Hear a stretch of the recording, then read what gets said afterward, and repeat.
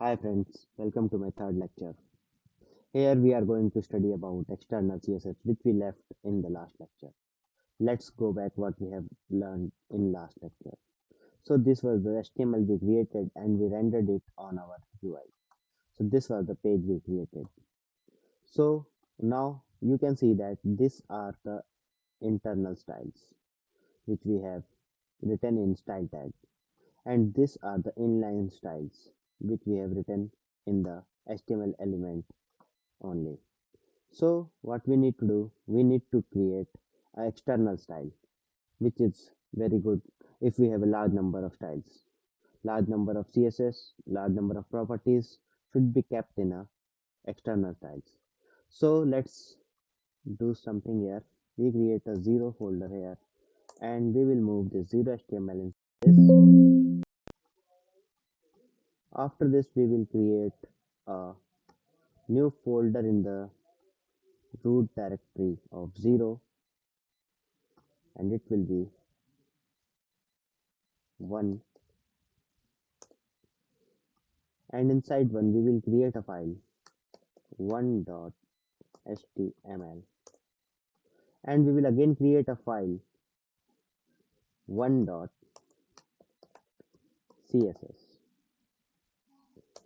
So this is HTML and this is external CSS file which I was telling you. So this one is here. Now let's revise our old things. What we need to do to create HTML file: doc type HTML, then we will go with HTML tag, then inside HTML we will create head tag,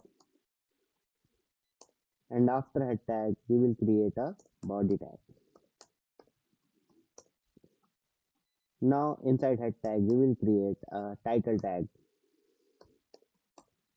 Inside title we give the title which will be seen at the head of the browser window, first page. So other tags in head tags were style tag. If you remember, we have used to give internal style. Here we had ID selector and class selector. ID selector were used with hashtags to select different IDs, and class selectors were used as using dot selector, and other tags were automatically selected like h4 and something. So this was the internal style, but we don't need internal style here. We need to link external style here. For that we need a link tag here. Link have few properties like rel. Rel will give the type of style we are using. So we are using style sheet here, as one.css file is a style sheet, and another one is href. Href will give the reference of that file. So our one.css is inside one, so just give one.css and close the link tab. Save it. After saving it, go back to one.css and just you can see here it is a body. So give body tag a color, background color of green, yellow. Save it. Now as you can see that after saving this file, we have linked this file here, uh, one.css. It is linked there. So what we need to do, we need to check whether our body has a green yellow color or not. So for checking that, let's open it with live server.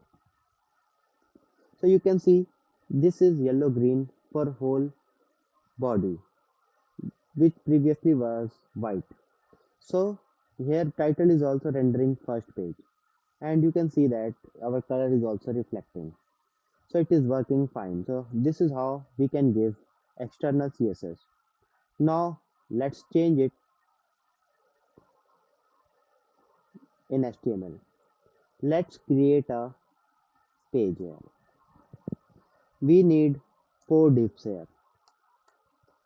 Div 1 and copy it, Control C and paste it three times to create four divs. First div I want to create is for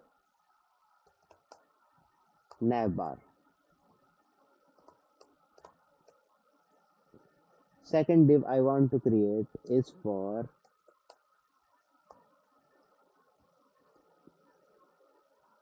section 1. Third div similarly for section 2 and third div for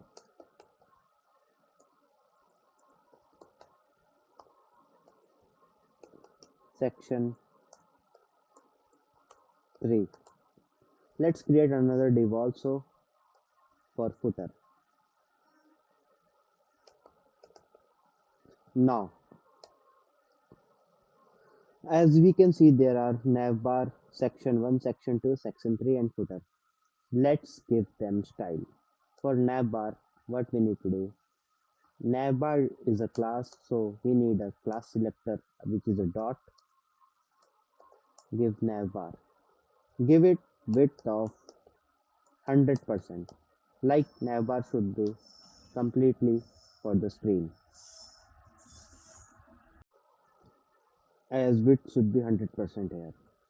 So let's give it a border. As you can see, it is giving error because we haven't closed it with semicolon. Border we are giving 1 pixel solid red just to check whether our navbar is rendering or not. We also need to give height here. Height I am giving 75 pixel. Now save it and go back to your browser to see whether your navbar is rendering or not. You can see here navbar is rendering. But as you can see that there is a margin at top, left and right. To remove the margin, what we need to do? We need to give margin 0 to body and padding 0 to body. Save it and now go back to your browser to check. Yes, as expected, the navbar is at top. Let's give it a different color. Let's give it, instead of border, let's give it background color of aqua. Save it. See it. Our navbar is of aqua color. Now let's give color to the section 1. Copy section 1 class. As it is class, we need dot selector here. As I told you, if we had ID, we will be using hashtag. Section 1 we also need to give width 100% because it should cover 100% of width. Height, I am thinking to give it height of 650 pixel. And I need to give background color here also to see whether our things are reflecting or not.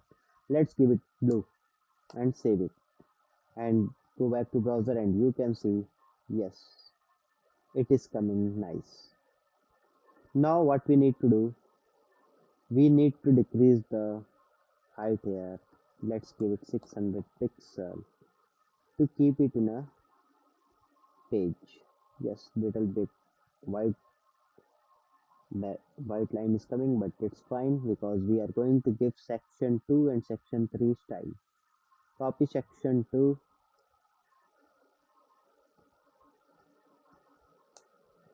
again section 2, copy whole thing, just change the background color of section 1 style. Background color I am giving green. Save it and go back to your browser to see, yes, section 1, section 2 are rendering perfectly. Similarly for section 3, copy section 3, give dot notation and section 3 to select class. and give it the same style as section 1 and section 2 instead of only change the background color. I am changing it to red. Save it. Now go back to your browser. You can see navbar is blue color. Sorry, sky blue color. First section is blue color. Second section is green. Third section is red. And now we need a footer here. We need to give style to footer also. Select footer class. After selecting footer class, go to CSS and paste the footer class here and give width of 100% again. Height this time should be only 50 pixel and color will be background color. Background color will be pink. Save it and go back to your browser. This is navbar section 1, section 2, section 3 and footer. So this is a skeleton of a page which we are going to create. So we will give more details into this in next lecture. Until then, keep revising, keep learning. That's all. Thanks. Bye.